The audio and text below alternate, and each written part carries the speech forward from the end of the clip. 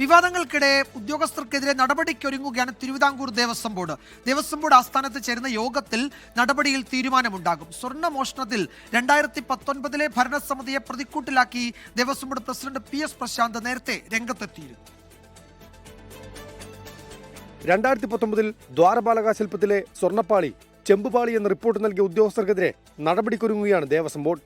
അന്നത്തെ അഡ്മിനിസ്ട്രേറ്റീവ് ഓഫീസറായിരുന്ന മുരാരി ബാബു, തിരുവാഭരണ commissioner KS Baiju, executive officer Sudheesh എന്നിവർക്കെതിരെയായിരുന്നു നിർണായക കണ്ടെത്തൽ. ഇതിൽ മുരാരി ബാബു മാത്രമാണ് നിലവിൽ സർവീസിൽ തുടരുന്നത്. മുരാരി ബാബു 2024 ഉണ്ണികൃഷ്ണൻ പോറ്റിയുടെ കയ്യിൽ സ്വർണ്ണപ്പാളി നവീകരണത്തിന് നൽകണമെന്നാവശ്യപ്പെട്ട് കത്ത് നൽകിയിരുന്നു. ഇതോടെയാണ് ഉദ്യോഗസ്ഥനെതിരെ നടപടിക്ക് നീക്കം.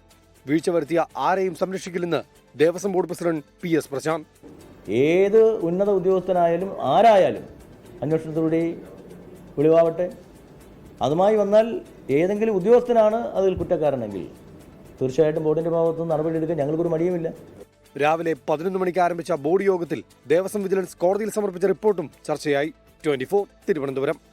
ലോകത്തെവിടെയായാലും ഏത് സമയത്തും 24 വാർത്തകളും ഓഗ്മെന്റഡ് റിയാലിറ്റി പാക്കേജുകളും എക്സ്പ്ലെയിനറുകളും വിശദമായി കാണാൻ ഞങ്ങളുടെ YouTube ചാനൽ നിങ്ങൾക്ക് സബ്സ്ക്രൈബ് ചെയ്യാം.